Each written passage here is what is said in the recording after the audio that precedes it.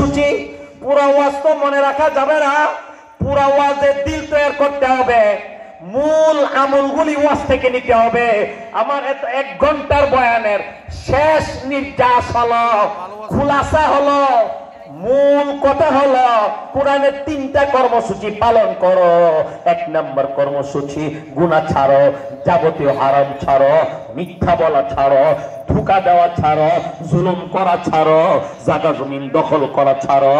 আর একটা জিনিস বড় সেনসিটিভ, বড় স্পর্শকাতর জিনিস, সেটা হলো আরে ধর্ম নিরপেক্ষ মতবাদে বিশ্বাসী এমন রাজনৈতিক দল ছাড়ো।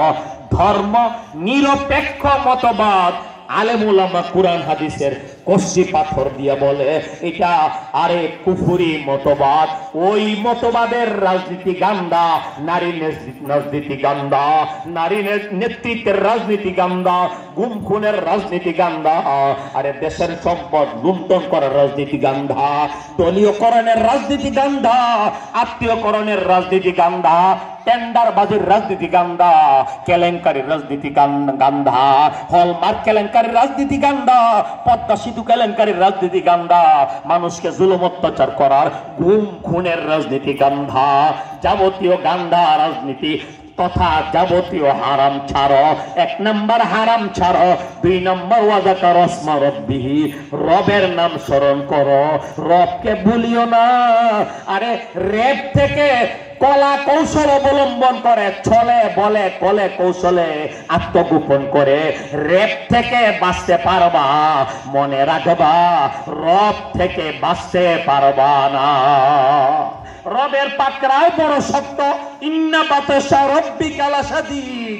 আল্লাহ বলেন, একবার বলছেন ইন্না, আবার বলছেন লা, আবার বলছেন জুমলা ইসমিয়া, ইন্না বাতাসা রব্বিকা লাশাদীদ। এর মানে অবশ্যই অবশ্যই অতি অবশ্যই রবের পাকড়াও বড় শক্ত। সুতরাং ইত্তাকু রব্বাকুম, ও দুনিয়ার ঈমানদার, ও দুনিয়ার মানুষ সবাই রবকে 24 ঘন্টা সব সময় রবকে ভয় করো। 3টা কর্মসূচি। 1 নম্বর গুনাহ ছাড়ো, 2 নম্বর রবকে স্মরণ করো, রবকে ভয় করো, 3 নম্বর ফাসাল্লাহ, অতঃপর 5 ওয়াক্ত নামাজ সর্বোচ্চ গুরুত্ব দিয়ে পড়ো। ওয়া'মুর আহলাকা বিস-সালাহ ওয়াসতাবির আলাইহা লা নাসআলুকা রিজকা নাহনু নারযুকুকা ওয়াল আকিবাতু লিত-তাকওয়া। আল্লাহ বলেন, বান্দা আমি তো তোমার রিজিক তোমার কাছে চাই না, তোমার রিজিকটা তুমি ব্যবস্থা করবা, এটা তো আমি বলছি না রে বান্দা, এটা তো আমি তোমার কাছে দায়িত্বটা দিছি না রে বান্দা। তোমার রিজিকের দায়িত্ব তোমার কাছে দিলাম না, তোমার পরিবারের না, শুধু তোমরার না, আমার জগতের তামাম মাখলুকাতের রিজিকের জিম্মাদারি আমার হাতে নিয়ে নিলাম। নামাজটা পড়ো, আমি রিজিক পৌঁছাবো, রিজিকের প্রশস্ততা দিব। ইয়াবসুতুর রিজকা লিমান ইয়াশাউ ওয়া ইয়াকদির।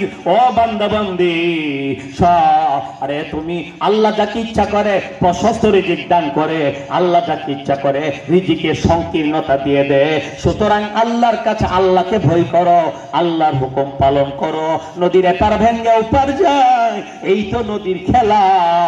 সকাল বেলার ধনীরে তুই, ফকির সন্ধ্যা বেলা। সুতরাং রিজিকের পিছনে বেহুদা দৌড়ায়া দৌড়ায়া তুমি নামাজ ছেড়ো না। আল্লাহর নবী বলেন, রিজকুকা ইয়াতুলুবুকা ফান্তাজির। তোমার রিজিক তোমাকে তালাশ করতে আছে, তুমি অপেক্ষা করো, আল্লাহর হুকুম পালন করো, আল্লাহর মর্জি তালাশ করো, তোমার ইজ্জতের রিজিক আল্লাহ তার কুদরতে পৌঁছায়া দিবে। এই জন্য নামাজ বাদ দিয়া রিজিকের সন্ধানে দৌড়াতে হবে না। নামাজ ঠিক রাখবো, তারপরে রিজিকের সন্ধান করব হালাল ভাবে। ফাইদা কুদিয়াতিস সালাহ ফান্তাশিরু ফিল আরদ ওয়াবতাগু মিন ফাদলিল্লাহ। নামাজ যখন আদায় করে সারলে, আল্লাহ বলেন নামাজ যখন আদায় করা হলো, এবার জমিনে ছড়াইয়া পড়ো, আল্লাহর হালাল রিজিক তালাশ করো, আগে 5 ওয়াক্ত নামাজ পড়ো। এই জন্য পরিবারের সকলকে নামাজ পড়াবো, বউ বাচ্চা, ফজরের নামাজ সহ। ফজরের সময় কত শান্তি, ঘুম থেকে উঠে রুমে রুমে বাতি জ্বালায় দিবেন, ডাকবেন, মেয়েকে ডাকবেন, ছেলেকে ডাকবেন, বিবিকে ডাকবেন। হাদিসে আসছে বিবি যদি না উঠে একটু পানি, হালকা পানি নিয়ে বিবির মুখে ছিটা দাও। আল্লাহর নবী হাদিসে আসছে আবু হুরায়রা থেকে বর্ণিত, যে স্বামী স্ত্রীকে শেষ রাত্রে ডাকে, স্ত্রী যদি উঠে না তাহলে তাকে উঠাবার জন্য হালকা পানি ছিটা দেয়।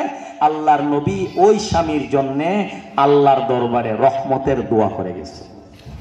স্বামী, স্ত্রী আগে উঠে গেছে, স্বামীকে ডাকতেছে, উঠো না শেষ রাত, উঠো না শেষ রাত। মুফতি আজম মুফতি নুরুল্লাহ রাহমাতুল্লাহি আলাইহি তিনি শেষ রাত্রে বিবিকে ডাকে। কেন ডাকে? কাহিনী আমি জানি, সাথে সাথে থাকতাম, বিবিকে নাকি ডাকে। আমার একজন সাথী ছিলেন কুমিল্লার, ওই সাথীর বাবা ছিল না, এতিম। হুজুর এতিম পাইলে বেশি আদর করতেন। ওই সাথীর বোনের বয়স 30-32 হয়ে গেছে, তার বিয়ে হইতেছে না। এখন এই সাথীটা এতিম, তার বাবা নাই, তার বোনের বয়স 32 হয়ে গেছে, বিয়ে হচ্ছে না। এই সাথী